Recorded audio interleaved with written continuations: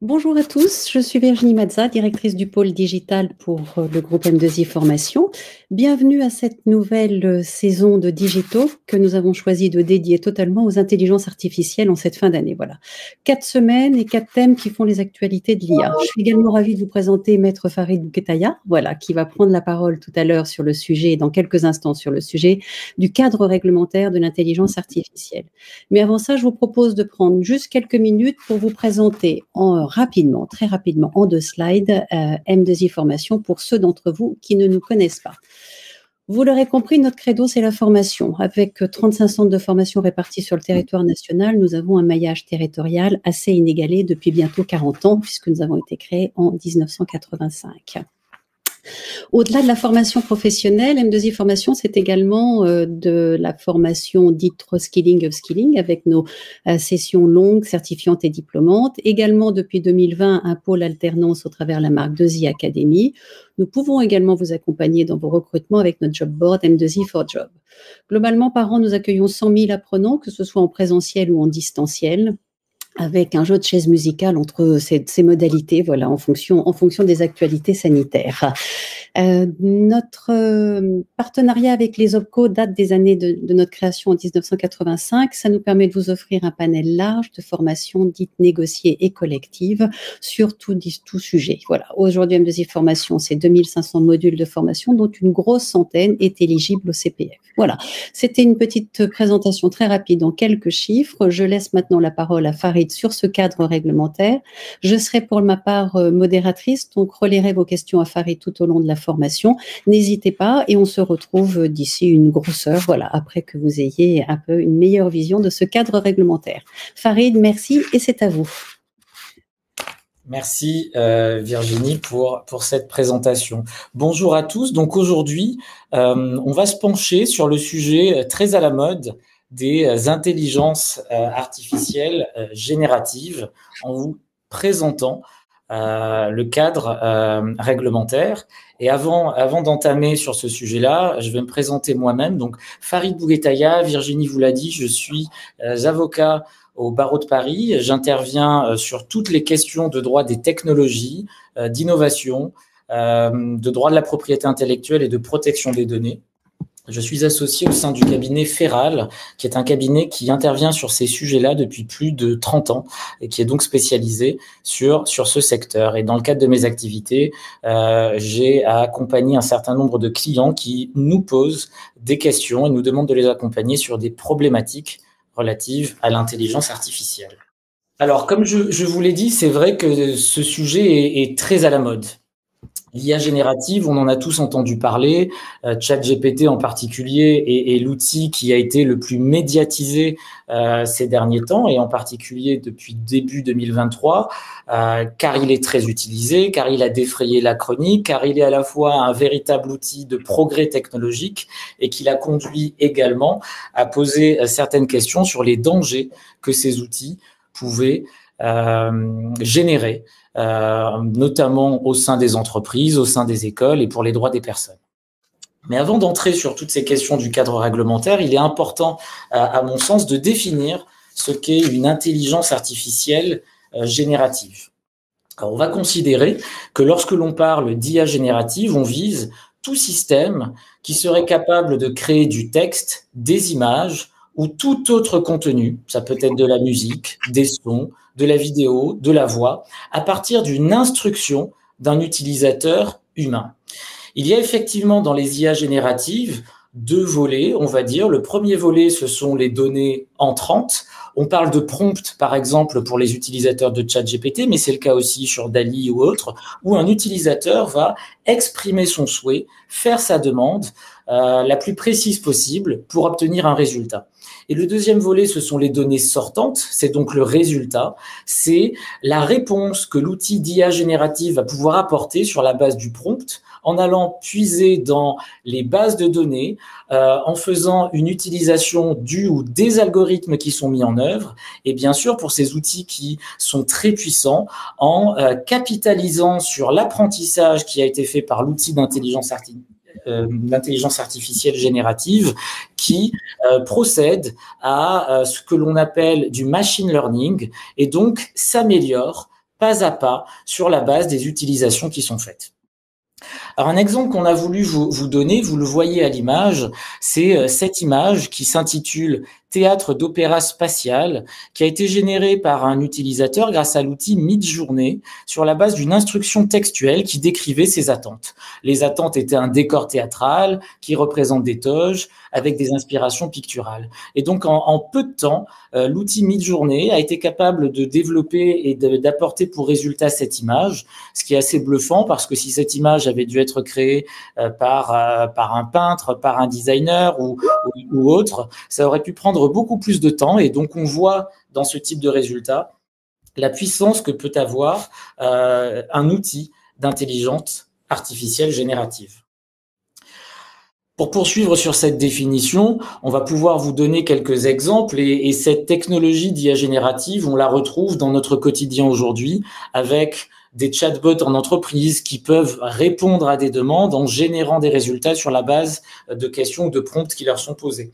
On peut aussi avoir dans les utilisations les plus courantes récemment des créations d'illustrations spécifiques pour la presse, pour différents contenus sur Internet. Par ailleurs, vous avez des outils de formulation d'argumentaire en réponse à des questions spécifiques. Et puis, les plus connus parmi les IA génératives, ce sont ChatGPT, DALL-E, les deux étant développés par la fameuse société OpenAI, qui a connu un grand succès récemment, qui a aussi défrayé la chronique tout récemment avec le départ puis le retour de l'un de ses fondateurs, Sam Altman, et qui est connu aussi pour avoir bénéficié d'un investissement à hauteur de 10 milliards d'euros par Microsoft. Et ces outils-là sont aujourd'hui ancrés dans le quotidien d'un grand nombre d'utilisateurs. Alors ces outils ont connu un tel développement, un tel succès récemment qu'un certain nombre de questions doivent se poser lorsque l'on réfléchit aux règles qui pourraient encadrer ces outils, aux risques que ces outils pourraient aussi nous faire courir. Et parmi ces questions, on peut se demander comment encadrer un outil d'intelligence artificielle générative. On peut se demander aussi quelles problématiques, quels dangers vont soulever les outils d'intelligence artificielle générative. Et enfin, l'IA générative étant un outil à forte avancée technologique, on peut s'inquiéter des dangers qu'elle représente et se demander comment obtenir un certain équilibre et une mise en balance proportionnée entre ces progrès technologiques et les droits fondamentaux. S'agissant du cadre réglementaire de l'intelligence artificielle au sens large, donc pas seulement de l'intelligence artificielle générative, on va considérer qu'une IA est constituée de tout outil, de tout système qui permet par une machine de reproduire des comportements liés aux humains, tels que par exemple le raisonnement, la planification, la créativité. Et on a cet exemple de la Commission européenne qui considère que l'intelligence artificielle regroupe différents aspects, dont les approches d'apprentissage automatique, les approches fondées sur la logique et les connaissances, et les approches statistiques, l'estimation bayésienne, etc., etc. Donc c'est ce cadre-là de développement scientifique et technologique que l'on vise à encadrer. Cela étant, nous n'avons pas encore de grands textes définitifs qui s'appliquent à l'intelligence artificielle. Nous avons aujourd'hui un projet de règlement européen qui s'appelle l'AI Act, par lequel l'Union européenne a décidé de mettre en œuvre un standard d'encadrement et de protection vis-à-vis des systèmes d'intelligence artificielle qui serait le premier texte officiel qui vise à encadrer à l'échelle européenne l'utilisation et le développement de l'intelligence artificielle. Alors, d'autres propositions de texte sont en cours, bien sûr, avec notamment la révision des directives sur la responsabilité du fait des produits défectueux notamment, qui sont en cours de révision. Et en France, nous avons une proposition de loi qui vise le droit d'auteur. Mais c'est véritablement le règlement IA qui est le plus important. Alors ce règlement IA, il procède à une approche par les risques. Vous avez dû tous voir cette approche par les risques et en entendre parler, avec notamment les intelligences artificielles à haut risque. Donc l'AI Act prévoit des obligations spécifiques selon les risques qui sont encourus et qui sont générés. En effet, certains types d'intelligence artificielle vont être soumis à une obligation limitée de transparence dès lors que ces intelligences artificielles interagissent avec l'homme. Par exemple, le chatbot. Mais il y a une véritable volonté du législateur européen d'imposer des obligations spécifiques et plus contraignantes pour les fournisseurs d'intelligence artificielle générative et de les réguler dès lors qu'elles entrent dans ce que l'on va qualifier d'IA à haut risque. Alors, qu'est-ce qu'une intelligence artificielle à haut risque? L'intelligence artificielle à haut risque est une intelligence artificielle qui présente un risque notamment pour la santé, pour la sécurité des personnes. On a d'autres qualificatifs qui vont figurer dans le règlement sur l'intelligence artificielle, et l'ensemble des dispositions relatives aux intelligences artificielles à haut risque pourraient s'appliquer aux IA génératives selon en tout cas les propositions et les débats qui ont eu lieu et la position du comité éthique qui considère que les IA génératives devraient entrer dans la définition de ce qui est une IA à haut risque.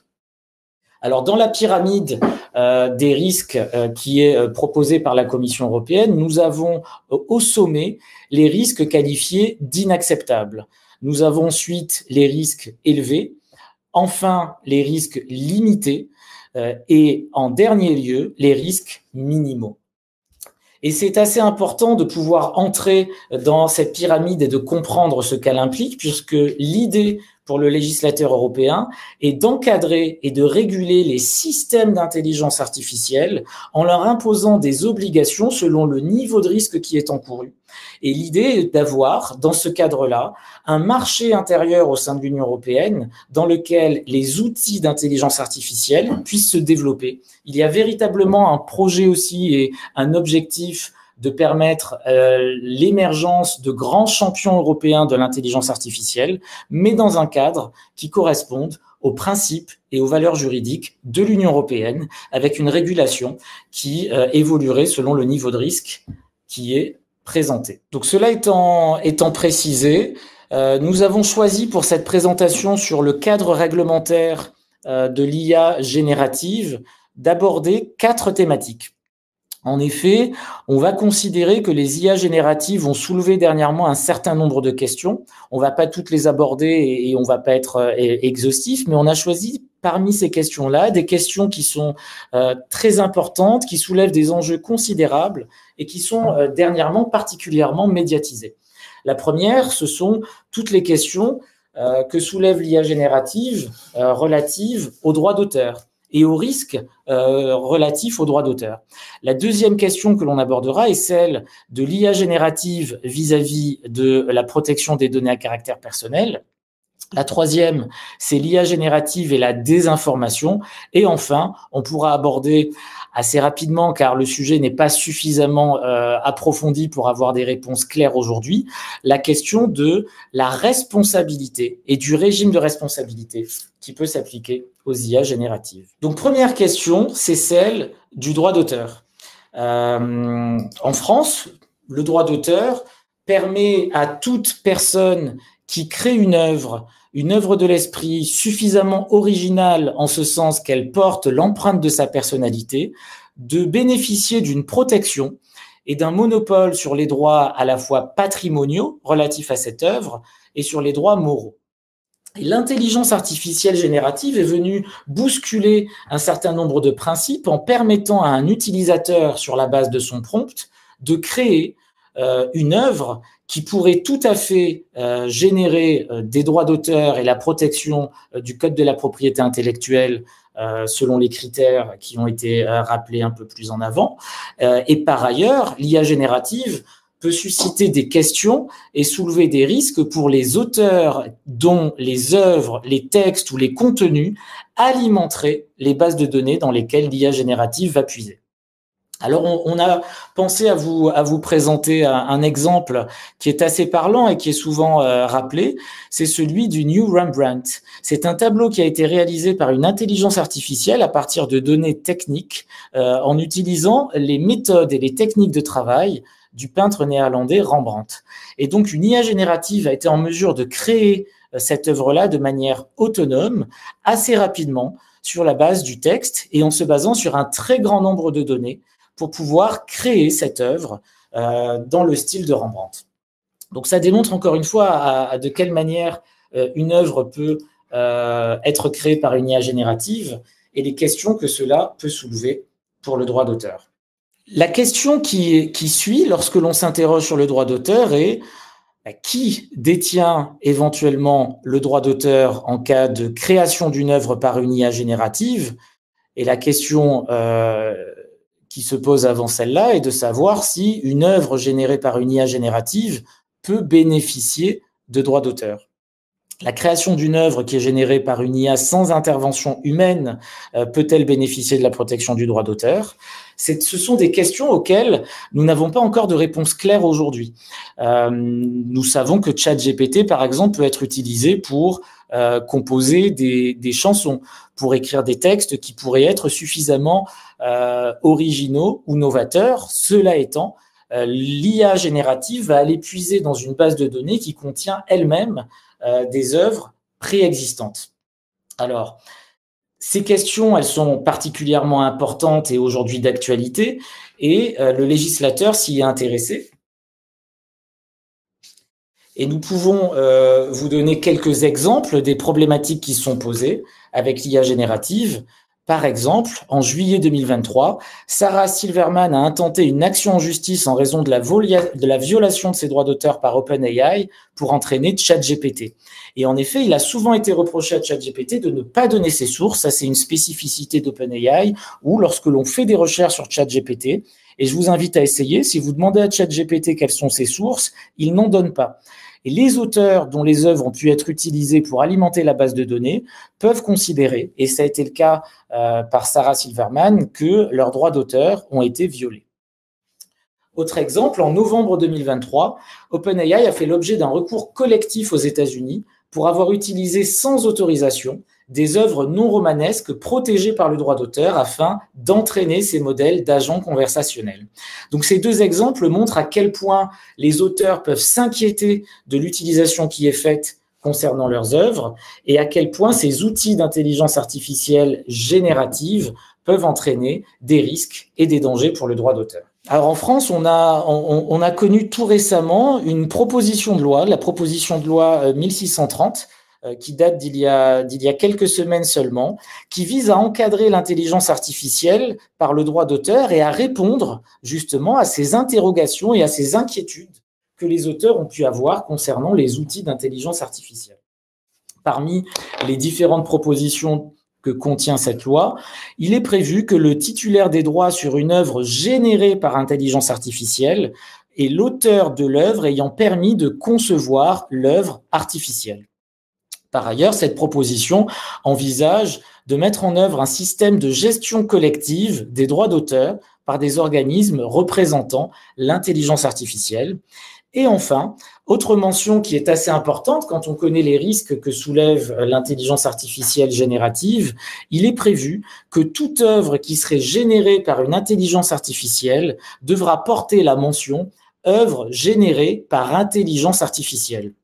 Alors ce point est particulièrement important car on a pu reprocher aux intelligences artificielles et aux outils d'intelligence artificielle de manquer cruellement de transparence et effectivement on peut tromper des lecteurs, des partenaires, des distributeurs, des organes de presse ou autres en créant du contenu, en utilisant un outil d'intelligence artificielle sans le mentionner. Alors, à voir si ce texte pourra être adopté et s'il sera adopté en l'état, mais cette mention obligatoire d'œuvres générées par intelligence artificielle serait véritablement une première et pourrait changer la donne en matière de droit d'auteur et en matière d'information et de transparence vis-à-vis des personnes. Donc, ce sont vraiment les grands points en matière de questions relatives aux droits d'auteur. Peut-être, Virginie, que l'on peut voir s'il y a quelques questions avant de passer sur le deuxième thème, IA générative. C'est ce que je regardais. Il n'y a pas de question Farid. En revanche, moi, j'en ai une. Qu'est-ce qui s'est passé aux États-Unis sur ces actions collectives? On en est où?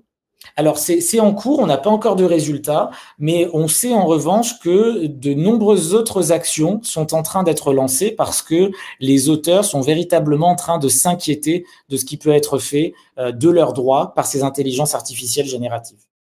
D'accord. OK. Et est-ce que ça pourrait conduire à une marche arrière comme ça a eu lieu en Italie, par exemple, momentanément sur l'utilisation d'un outil d'intelligence artificielle? Alors, à mon sens, ça pourrait conduire peut-être à une marche arrière, mais peut-être surtout à un encadrement supplémentaire avec, pourquoi pas, des textes aux États-Unis qui pourraient conduire aux mêmes mentions que celles qui sont suggérées dans la proposition de loi française et une meilleure information. Je ne l'ai pas précisé, mais cette question me permet de le préciser. La proposition de loi française envisage aussi, dans certains cas, de pouvoir avoir une rétribution ou une taxe qui pourrait rémunérer les auteurs dont les œuvres sont utilisées pour alimenter les bases de données des IA génératives. On pourrait arriver à cela, ce qui permettrait d'essayer de trouver un équilibre entre l'utilisation d'œuvres et la rémunération des auteurs. La véritable question va être de savoir si cet équilibre sera suffisamment juste pour satisfaire tout le monde. Et ça, c'est une vraie difficulté à mon avis. Merci. Je Alors, vous laisse continuer. Très bien, je vous remercie. Je vous propose de passer au deuxième thème, qui est celui de l'intelligence artificielle générative et la privacy. Alors effectivement, l'autre sujet qui a été très médiatisé durant l'année 2023 et en particulier en début d'année est celui des risques que les outils d'IA générative font courir pour la protection des données à caractère personnel. Effectivement, le développement des IA génératives va suggérer, je voulais un peu présenter en introduction, la collecte de données, à la fois pour alimenter les bases de données des outils d'IA générative, mais aussi lorsqu'un utilisateur va faire ce que l'on peut qualifier de prompt, où il va insérer un certain nombre de données pour pouvoir obtenir un résultat. Dans ce cadre-là, il peut y avoir des données à caractère personnel qui entrent dans la base de données et la question de la protection de ces données va être cruciale et a d'ores et déjà inquiété un certain nombre d'autorités de protection des données. Alors peut-être qu'avant d'entrer dans ces questions-là, il est utile de rappeler ce qu'est une donnée à caractère personnel pour pouvoir comprendre à quel point cela peut être très large. Une donnée à caractère personnel, au sens du RGPD, donc du Règlement général sur la protection des données à caractère personnel et de la loi informatique et liberté en France, une donnée personnelle est toute information qui va se rapporter directement ou indirectement à une personne physique. Et donc, on va considérer de manière assez évidente que les noms-prénoms sont des données à caractère personnel, mais des informations qui ne sont pas de manière aussi évidente comme des numéros de téléphone, une plaque d'immatriculation, des numéros d'identification, une liste d'adresses, d'informations sur un parcours professionnel, sur des formations universitaires, vont pouvoir permettre d'une manière ou d'une autre d'identifier des personnes physiques et constituer des données à caractère personnel. Dès lors que nous sommes dans cette question des données à caractère personnel, le RGPD va pouvoir s'appliquer s'il y a un traitement de données à caractère personnel. Et là encore, la définition de ce qu'est un traitement de données à caractère personnel est très large et on va considérer que toute opération ou tout ensemble d'opérations qui est effectué ou non à l'aide de procédés automatisés constitue un traitement de données à caractère personnel. Alors, le RGPD donne quelques exemples qui sont assez parlants et je vais vous je vais vous épargner et je ne vais pas vous donner la liste complète, mais on vise la collecte, l'enregistrement, la conservation de données, la consultation de données, l'utilisation de données. Tout cela pour vous dire quoi? Que la définition est très large et que lorsque l'on vise les outils d'intelligence artificielle générative, il est particulièrement évident que l'utilisation de données à caractère personnel va être considérée comme un traitement et va donc être soumise aux règles du règlement général sur la protection des données. Alors, un certain nombre de questions vont se poser sur la protection des données à caractère personnel et notamment la question de la transparence. Les outils d'intelligence artificielle vont devoir être de plus en plus transparents et pour ceux qui utilisent ChatGPT depuis un moment, vous avez dû constater que Au départ, il y avait très peu d'informations. Puis, ChatGPT a commencé à donner des informations, à mettre en place des pop-ups sur les données collectées, à mettre en place une politique de confidentialité. Alors, on n'est pas encore, à mon sens, dans une conformité la plus complète, mais un certain nombre d'outils de conformité ont été développés et la question de la privacy a été prise en compte. Parmi ces différentes obligations, il y a les obligations aussi d'information sur les finalités, les utilisations qui sont faites des données, les droits des personnes et le consentement des personnes selon les finalités. Donc, je vous ai parlé de ChatGPT, mais ces règles-là vont s'appliquer à tout outil d'IA générative et la protection des données doit, à l'évidence, être prise en compte aujourd'hui par ces différents outils. Et 2 plaintes ont été déposées auprès de la CNIL qui reprochaient à OpenAI d'avoir une politique de confidentialité non conforme au RGPD, en soutenant notamment que l'absence d'informations relatives aux bases légales des traitements et à la durée de conservation des données était une non-conformité qui pouvait être reprochée à OpenAI, et par ailleurs qu'aucune information n'était donnée concernant la possibilité pour les personnes concernées de retirer leur consentement une fois qu'elles l'avaient donné. Donc, c'est quand même un sujet qui, aujourd'hui, préoccupe les personnes, les associations de protection des données à caractère personnel et de la vie privée. Et ces outils d'intelligence artificielle ne vont pas pouvoir se comporter comme si la réglementation en matière de protection des données à caractère personnel n'existait pas. Et en parallèle, un régulateur a été encore plus efficace et peut-être plus brutal dans sa démarche que la CNIL française. En Italie, au mois de mars de cette année, l'autorité de protection des données personnelles italienne a temporairement bloqué l'accès à ChatGPT en partant du principe que OpenAI ne fournissait pas suffisamment de garanties en matière de protection des données à caractère personnel, d'information des personnes, de garanties relatives au consentement, mais également sur les bases juridiques qui justifient la collecte du traitement et aussi sur les mécanismes de vérification de l'âge des utilisateurs puisque, comme vous le savez, la collecte de données de mineurs est encadrée très strictement par le RGPD. Et le régulateur italien a considéré que, en l'absence de ces garanties, il n'avait d'autre choix que de mettre en place des mesures assez strictes de blocage temporaire de l'accès, ce qui a conduit OpenAI, dans un délai de 20 jours, à se conformer aux différentes demandes du régulateur italien, puisque, en l'absence de cette mise en conformité, OpenAI risquait une amende qui pouvait s'élever jusqu'à 20 millions d'euros ou 4% de son chiffre d'affaires annuel mondial, conformément aux sanctions qui sont imposées par le RGPD. Donc, c'est dire à quel point ces outils qui ont connu une progression et une médiatisation considérable ces derniers temps sont scrutés par les autorités qui considèrent qu'il va falloir agir très rapidement pour ne pas permettre que ces outils se développent en non-conformité totale avec les règles applicables et qu'ils commencent à mettre en place un certain nombre de principes et de garanties. Et véritablement, on ne peut pas considérer que la conformité soit parfaite aujourd'hui lorsqu'on parle d'OpenAI, mais on voit une grande différence ces derniers mois avec un nombre d'outils qui se développent et avec un dialogue qui a l'air de s'être instauré avec les outils, avec les autorités, de protection des données à caractère personnel. Alors, s'agissant de la conception des outils d'intelligence artificielle, c'est sur la question des principes de conception d'un outil d'intelligence artificielle. Le RGPD est assez intéressant sur ce point car il met en place et il inaugure un principe de privacy by design et de privacy by default.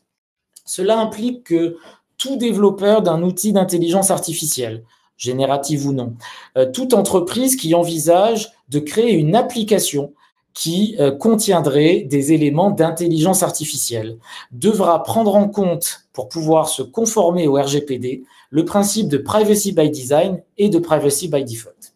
Alors, sur le privacy by design, cela signifie qu'il faut intégrer dès la conception les mesures techniques et organisationnelles appropriées pour permettre d'intégrer la protection de la vie privée et de ne pas attendre qu'un outil soit créé, développé, distribué pour ensuite se poser les questions relatives à la protection des données. Et le deuxième principe, le privacy by default, revient quant à lui à prévoir dès la conception un niveau de protection élevé par défaut, avec un certain nombre de mesures qui sont suggérées par le RGPD, comme la minimisation des données, la pseudonymisation, la transparence totale, le fait de permettre aux personnes concernées d'avoir le plus haut niveau de contrôle sur leurs données à caractère personnel. Et ces principes de privacy by design et by default, on comprend qu'ils n'ont pas été mis en œuvre par les outils les plus connus, ChatGPT, Bard ou autres, et que les autorités pourraient à tout moment leur reprocher de ne pas avoir intégré ces principes. Et pour toute entreprise qui envisage de lancer un produit, un service, une application qui intégrerait de l'intelligence artificielle, il sera indispensable de mettre en œuvre les évaluations et les analyses nécessaires en matière de privacy by design et by default. Farid, avant que tu ne passes au sujet suivant, il y avait quelques petites questions, notamment, est-ce que la création d'une application, c'est Daniel qui pose la question, d'une application ou d'un site web rentre dans ce cadre de droit d'auteur? Est-ce que la création d'un site web reste dans une application rentre dans ce cadre du droit d'auteur de cette...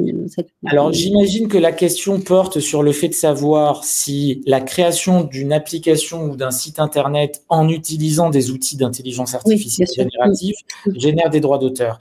La réponse va être assez simple. Le droit d'auteur en France et le Code de la propriété intellectuelle permettent de protéger une œuvre et une création de manière très, très large, très extensive. Toute œuvre, tout élément qui est créé, qui est suffisamment original et qui porte l'empreinte de la personnalité de son auteur va bénéficier de la protection du droit d'auteur. L'exemple qui est donné le plus souvent, c'est que on ne se limite pas à une partition de musique, à un scénario, à un manuscrit pour un ouvrage, mais un stylo, si sa forme et son design étaient suffisamment originaux, pourraient bénéficier de la protection du droit d'auteur. Donc, j'ai envie de répondre que c'est la même chose pour un site Internet, même si l'originalité d'un site Internet, aujourd'hui, c'est difficile de le démontrer, mais certains éléments du site Internet peuvent, quant à eux, bénéficier de la protection du droit d'auteur. Je pense notamment au design, au style, peut-être à l'organisation du site Internet qui pourrait révéler des choix esthétiques, un parti pris esthétique particulier, qui pourrait générer des droits d'auteur et donc conduire au bénéfice de la protection du droit d'auteur. Mais en plus de cette question de savoir si un site Internet peut bénéficier du droit d'auteur, il faut aussi avoir en tête que la création d'un site Internet ou d'une application en utilisant des outils d'IA générative peut aussi porter atteinte à des droits d'auteur de tiers, puisqu'elle peut être créée, cette application, ou il peut être créé ce site Internet, en allant puiser dans des bases de données qui utilisent des œuvres protégées. Merci, j'espère que Daniel, ça a répondu à vos interrogations. Jean-Pierre, étant donné que l'IA fonctionne sur la base des données à sa disposition, peut-on vraiment parler d'une intelligence de la part d'un outil? C'est assez philosophique comme question.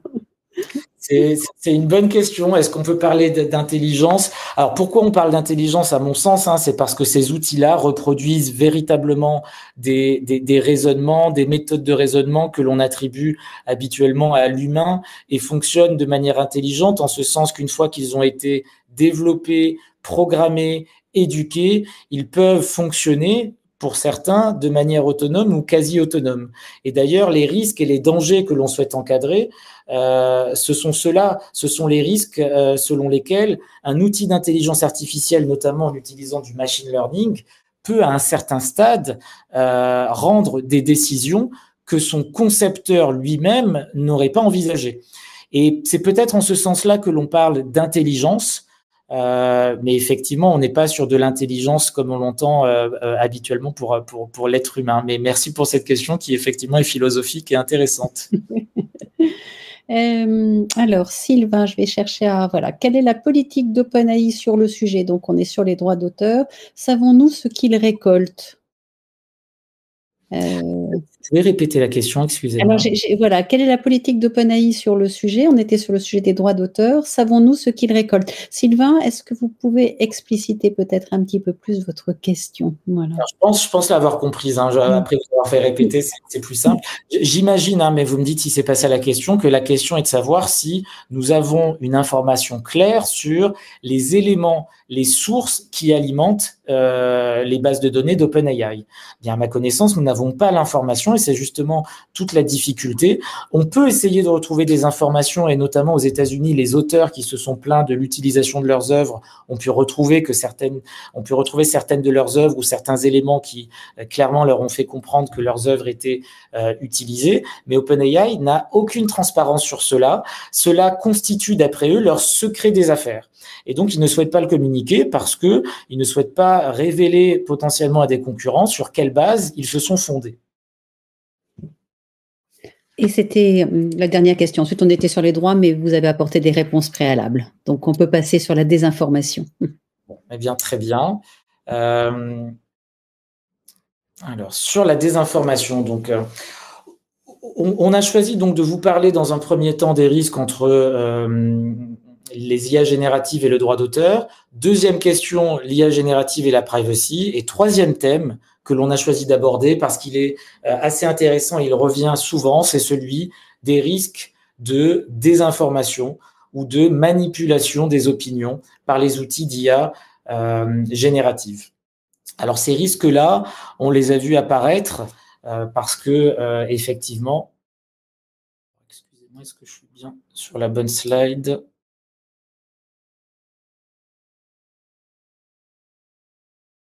Voilà. Parce qu'effectivement, on a vu apparaître un certain nombre de deepfakes. Si vous regardez sur les réseaux sociaux, c'est assez bluffant de voir Emmanuel Macron dans certaines situations. Les choses sont faites de manière très, très, très convaincante. On l'a vu notamment dans une photo participer à une manifestation. On a vu le pape porter une doudoune et être habillé d'une manière qui ne lui ressemble pas. Tout cela de manière très convaincante en utilisant des outils de deepfake. Et ces outils-là peuvent être très puissants, très convaincants, déstabiliser l'opinion publique, influencer les opinions et conduire à une désinformation qui est assez dangereuse et que le législateur essaie d'encadrer. Alors le deepfake, pour revenir sur la notion, c'est toute technique de synthèse multimédia qui repose sur l'intelligence artificielle et qui va superposer des traits humains sur le corps ou les éléments caractéristiques d'une autre personne. Et on peut manipuler à la fois les sons. Vous avez des voix qui sont réutilisées de manière très convaincante et qui reproduisent quasiment à l'identique la voix de la personne qui est à l'origine des sons initiaux, pour générer une expérience qui va être suffisamment réaliste pour convaincre. Et donc avec l'IA générative combinée au deepfake, on augmente de manière considérable la possibilité de diffuser des fausses informations avec une augmentation de la crédibilité de ces informations grâce au deepfake. Donc ce danger existe et l'arsenal juridique qui est à notre disposition peut permettre d'y répondre dans certains cas. Mais à mon sens, on est quand même très en retard et il va falloir encadrer davantage les outils d'intelligence artificielle pour éviter d'entrer dans des situations beaucoup trop dangereuses et incontrôlables. Alors la loi prévoit déjà un certain nombre de moyens pour réprimer la désinformation par différents moyens. Notamment, nous avons une loi sur les fake news qui a été adoptée, qui peut être mise en œuvre en cas de fausses informations. La loi sur la presse, elle aussi, réprime la diffusion de nouvelles qui seraient fausses et qui conduiraient à un trouble à la paix publique.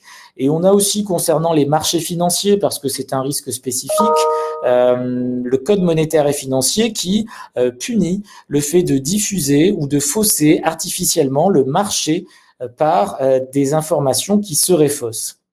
La France est très préoccupée par les diffusions de fausses informations et on a créé une agence qui s'appelle Viginum et qui est chargée d'analyser, d'évaluer toutes les informations qui seraient diffusées, qui pourraient porter atteinte aux intérêts de l'État et qui pourraient être diffusées par des États tiers, par des plateformes ou par des ingérences. On connaît récemment toutes les tentatives dont certaines ont pu réussir en provenance de la Russie. Et la crainte aujourd'hui, l'inquiétude première lorsque l'on parle d'intelligence artificielle générative, c'est que les informations qui soient diffusées soient difficilement analysables et que leur fausseté soit difficilement décelable avec l'utilisation de voix, de visages, de personnes qui vont pouvoir valider et authentifier un message, car l'on va réutiliser leur corps ou leurs caractéristiques ou leur voix. Donc ça, c'est une véritable préoccupation aujourd'hui que le gouvernement a pris en compte.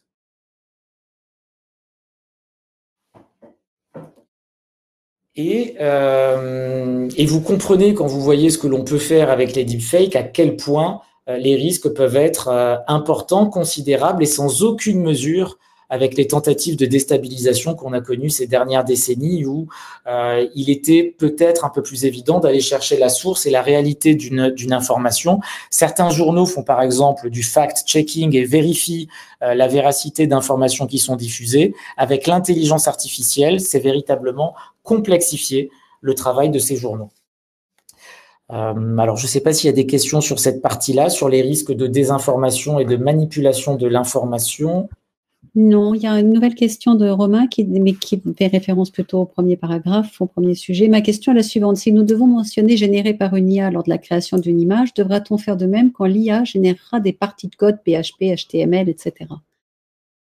C'est une excellente question à laquelle je n'ai pas la réponse car le texte ne le précise pas encore. Pour l'instant, on est sur une simple proposition de loi où effectivement un contenu qui serait généré par une intelligence artificielle devrait mentionner, si le texte est adopté, généré par une intelligence artificielle.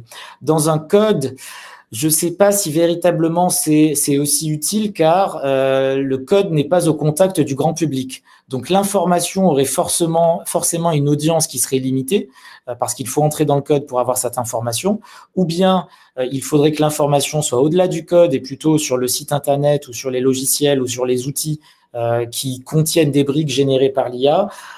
Mais il n'est pas dit que l'intégralité du code soit générée par IA et honnêtement, aujourd'hui, je n'ai pas la réponse. Mon impression est que le texte ne vise pas ce type de production par IA générative, mais il faudra voir comment les choses évoluent dans les discussions relatives au texte.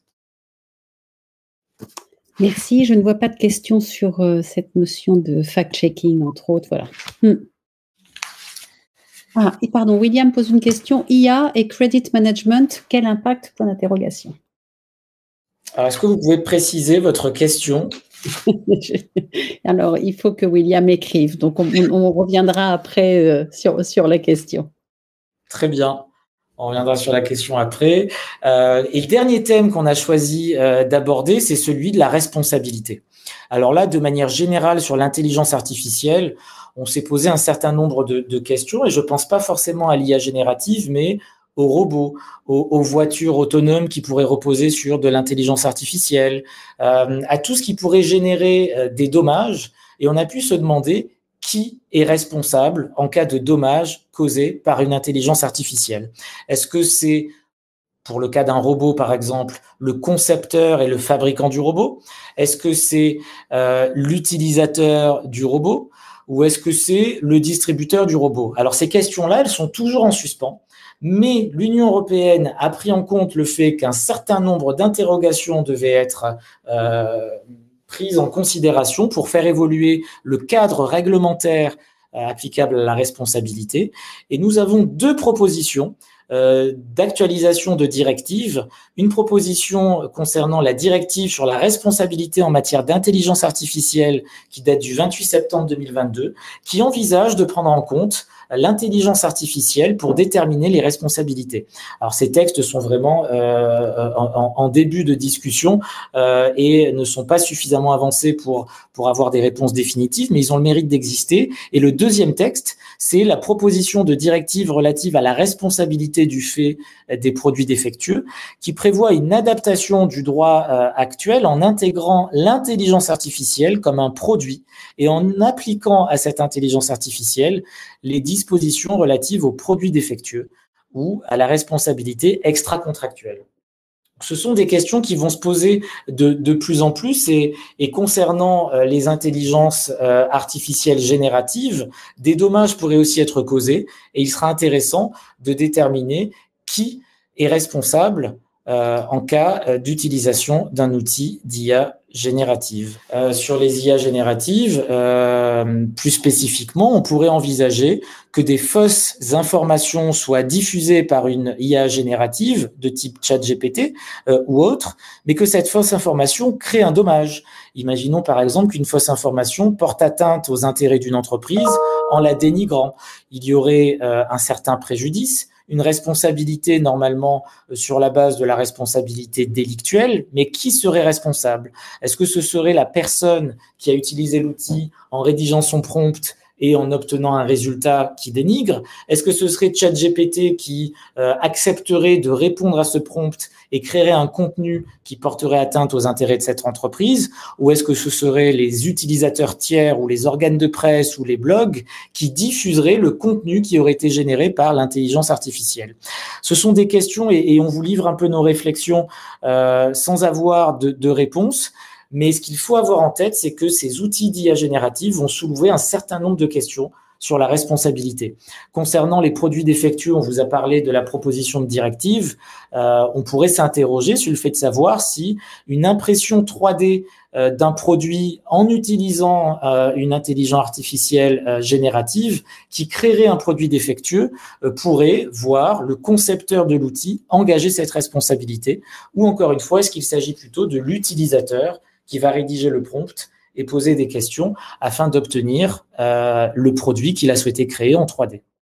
Vous voyez qu'un certain nombre de questions se posent et que sur cette responsabilité, les différentes affaires qui sont en cours ou qui vont arriver devant les juridictions vont nous permettre d'avoir des premiers éléments de réponse. Encore une fois, tout ne va pas passer par l'adoption de textes spécifiques sur l'intelligence artificielle, puisque nous avons dans notre droit des principes suffisamment solides de droit commun sur la responsabilité contractuelle, l'extra-contractuelle, la responsabilité délictuelle, mais ces outils soulèvent un certain nombre d'interrogations qui quand même conduisent le législateur à adapter le droit et à prévoir des dispositions spécifiques. Et l'avenir nous permettra de répondre à un certain nombre des interrogations que l'on se pose sur la responsabilité.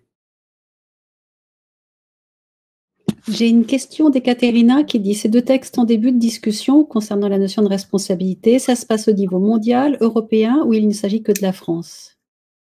Sur la responsabilité ? Oui. Alors sur la responsabilité, il s'agit de textes de l'Union européenne.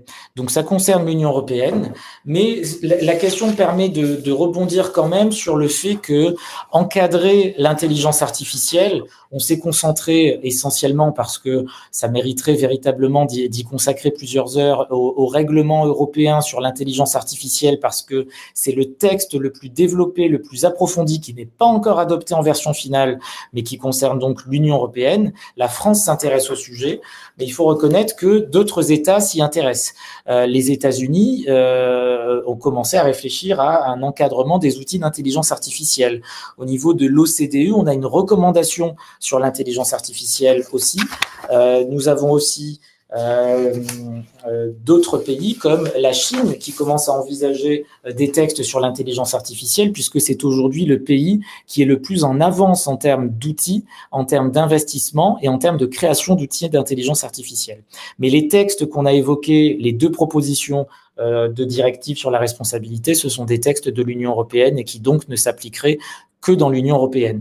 S'agissant en revanche du règlement sur l'intelligence artificielle, donc l'AI Act, il a une particularité que l'on retrouve aussi dans le RGPD et dans le DSA, c'est qu'il a vocation à s'appliquer de manière extraterritoriale. C'est-à-dire que ce règlement, lorsqu'il sera adopté, s'appliquera à tout outil d'intelligence artificielle qui est développé et qui est utilisé sur le territoire de l'Union européenne, mais pourra, sous certaines conditions, s'appliquer aussi à des entreprises qui se situent en dehors de l'Union européenne, dès lors que leurs outils et leurs systèmes visent des citoyens de l'Union européenne et sont utilisés sur le territoire de l'Union européenne. Donc on a aussi cet objectif de diffusion des principes juridiques du droit de l'Union européenne en matière d'encadrement des systèmes d'IA au-delà des frontières de l'Union européenne. Merci. En matière de responsabilité, Romain pose la question, comment pourrait-on accuser l'entreprise créatrice de l'outil, donc j'imagine que c'est OpenAI qui parle, de sa propre utilisation? Alors parce que, enfin, à mon sens, hein, on n'y est pas et effectivement, c'est peut-être pas la solution la plus évidente. Mais dans les questions de la responsabilité, il faut prendre en compte que cette question se pose. Alors on a OpenAI, mais il pourrait y avoir tout autre type d'entreprise. On pourrait, à mon sens, accuser l'entreprise ou plutôt que l'accuser, en tout cas, tenter d'engager sa responsabilité lorsque les dérives, les dommages ou les risques qui seraient engendrés par l'utilisation d'un outil sont liés à la manière dont l'entreprise a paramétré, a conçu son outil d'intelligence artificielle. Et c'est-à-dire qu'il y a un moment où les entreprises vont devoir mettre en place des mesures, des contraintes, des garanties pour que les outils qu'elles conçoivent ne conduisent pas à certaines dérives et contiennent certaines limites pour éviter des risques. D'ailleurs, pour les utilisateurs de ChatGPT, vous pouvez voir que si vous posez aujourd'hui une question de santé, on va vous répondre je ne peux pas répondre totalement et je vous recommande de consulter un professionnel. Si vous posez une question juridique un peu trop poussée, on va vous dire la même chose. Je ne peux pas vous répondre et je vous recommande de consulter un professionnel du droit qui saura vous répondre. Il y existe des limites qui doivent être mises en œuvre au fur et à mesure par ces outils. Et donc, à mon sens, pour qu'un concepteur d'un outil d'IA voit sa responsabilité engagée, il faudrait qu'il n'ait pas mis en œuvre des limites qui seraient assez évidentes. Il ne s'agit pas de limites où il faut se creuser la tête pour aller dans du détail un peu trop poussé. Ce serait le cas, oui, ce serait ce cas-là pour moi. En revanche, je comprends dans cette question et je suis assez en phase que les utilisateurs qui ont des idées qui visent à nuire à un tiers ou à porter atteinte aux intérêts d'une autre entreprise vont pouvoir eux-mêmes rédiger leur prompt pour causer du tort. Et si l'outil n'a pas été paramétré pour aller à ce sens-là, le concepteur de l'outil pourra expliquer que ce n'est pas son outil qui est paramétré pour permettre de poser ce type de problème et de difficultés, mais plutôt l'utilisation qui en est faite. Alors, Romain complète en disant on ne le fait pas sur les armes, sur les fabricants d'armes, sur les fabricants de voitures qui causent, je suppose, derrière la réflexion, c'est des morts. Voilà. Ouais, mais c'est assez intéressant cette question et cette remarque parce que les deux exemples qui sont donnés sont des exemples dont l'utilisation est très limitée. Il faut un permis pour conduire un véhicule, il faut un permis pour porter une arme aussi. C'est pas le cas d'un outil d'intelligence artificielle. C'est ouvert à tout le monde et donc c'est aussi pour cela que la réglementation va être un peu plus poussée. Mais vous avez raison, avec aussi une limite quand même, c'est qu'un véhicule qui a dysfonctionné ou qui contient des erreurs de fabrication va voir le fabricant être recherché sur la base de la responsabilité du fait des produits défectueux ou des vices cachés ou autres. Donc, ils ne sont pas non plus totalement irresponsables. Très bien. Alors, Katharina s'inquiète de savoir combien de temps pourrait prendre cette législation européenne en Europe, là, sur la durée minimum, maximum estimée. On est sur… Pour qu'elle soit adoptée ? Oui. Alors moi, j'envisage qu'en 2024, quand même, on soit très avancé, mais les outils d'IA générant de plus en plus de questions, il est possible que le Parlement européen décide de débattre plus longtemps. En tout cas, on est en bonne voie et les versions les plus récentes, je parle du règlement sur l'intelligence artificielle, sont dans des versions très, très, très avancées. Parfait. Caroline, pourrait-il y avoir des déclinaisons spécifiques pour certains domaines d'application, par exemple dans le domaine de la santé? On sait qu'aujourd'hui, ça va être un levier incroyable. Voilà, donc, Bien sûr, il pourrait y avoir des déclinaisons spécifiques et d'ailleurs, dans l'AI Act, on va classer les systèmes d'intelligence artificielle dans le secteur de la santé avec un niveau de risque qui va être plus élevé. Je continue. Romain, dans le cas d'une entreprise américaine, comment la forcer à respecter le droit? Ce n'est déjà pas le cas pour les GAFAM. Le droit, et rajoute, le droit américain semble extraterritorial ou je me trompe? Alors, il y a deux manières de faire respecter le droit. Sur la base de la question, je suis assez d'accord avec vous. C'est très difficile de faire appliquer le droit de l'Union européenne en dehors de l'Union européenne et que les grandes plateformes ont un pouvoir et une surpuissance qui font que le bras de fer n'est pas toujours à notre avantage. Cela étant, depuis le RGPD, on a quand même réussi le tour de force d'avoir un texte qui est d'application extraterritoriale et qui contient des sanctions qui sont suffisamment dissuasives pour que, sans forcément changer totalement le fonctionnement de ces plateformes, on arrive à les réunir autour de la table pour discuter et pour conduire au moins à des ajustements ou à des mises en conformité de certaines parties de leurs services. L'exemple que je pourrais vous donner, c'est qu'une plateforme comme Discord, qui n'est pas du tout établie sur le territoire de l'Union européenne, a été contrôlée et sanctionnée par la CNIL il y a 1 an. Bon, elle a été condamnée à une sanction qui n'est pas importante, pour elle, compte tenu de son chiffre d'affaires, qui est une sanction de 800 000 €. Mais on a dans la délibération de la CNIL et dans tout le contrôle, une société américaine qui se situe en Californie, qui accepte sans discussion aucune d'appliquer les principes du RGPD, de s'y plier, de modifier sa politique de confidentialité et d'entrer dans le jeu de la conformité européenne. Et ça, il y a 2 choses en réalité. Donc, il y a l'extraterritorialité et la puissance des sanctions. Et la deuxième chose qui entre en jeu, c'est la puissance du marché européen. L'Union européenne représentant plus de 400 millions d'individus et un marché de consommateurs d'environ 300 millions de personnes, qui est un marché très porteur et très intéressant pour ces plateformes-là. Et on a depuis le RGPD d'autres textes qui lui emboîtent le pas. Il y a le DSA, donc le Digital Services Act, le DMA, le Digital Market Act, qui contiennent des principes équivalents. Et pour le DMA notamment, qui va s'appliquer aux plateformes et aux très grandes plateformes que l'on va qualifier de gatekeeper dans le règlement ou de contrôleur d'accès à Internet, les sanctions sont encore plus importantes que dans le RGPD. On peut aller jusqu'à 10% du chiffre d'affaires mondial d'une entreprise en cas de non-conformité, voire 20% du chiffre d'affaires mondial en cas de récidive. Donc, pour répondre à la question, 2 éléments juridiques, l'extraterritorialité et l'augmentation du niveau de sanctions.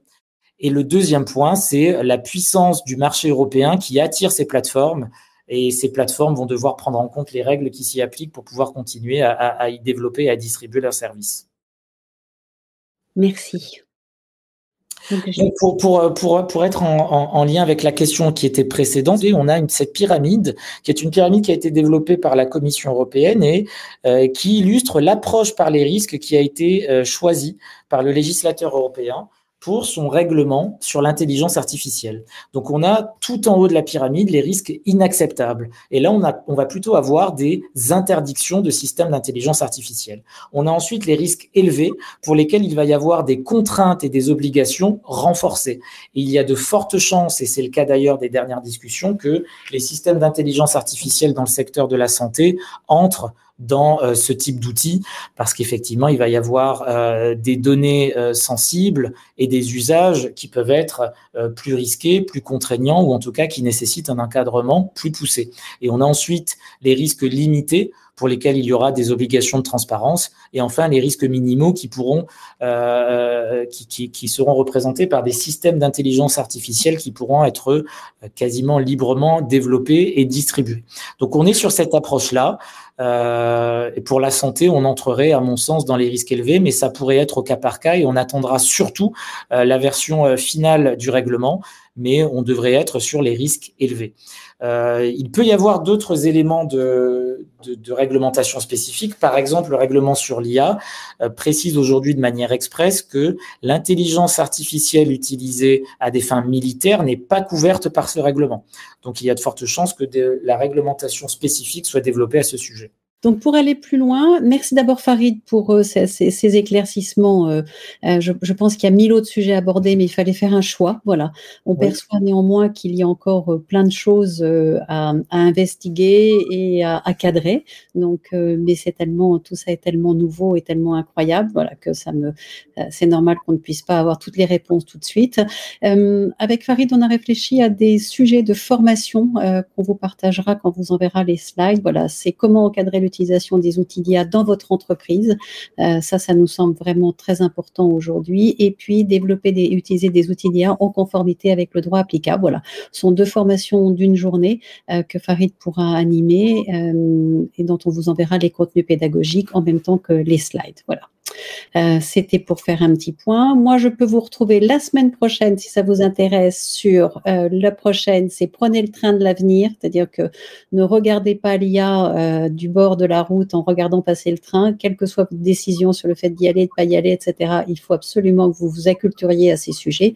Donc, en l'occurrence, si vous êtes là, si vous en avez la perception, mais certains de nos clients habituels ne l'ont pas forcément toujours. Voilà. Et puis ensuite, on va rentrer dans un outil qui est un des outils d'intelligence artificielle dont on parle beaucoup, qui est Firefly, voilà, qui est la révolution par Adobe. Il y aura également Copilot, voilà, de Microsoft. On attendait d'avoir la possibilité de pouvoir bien l'investiguer. Donc, c'est le cas.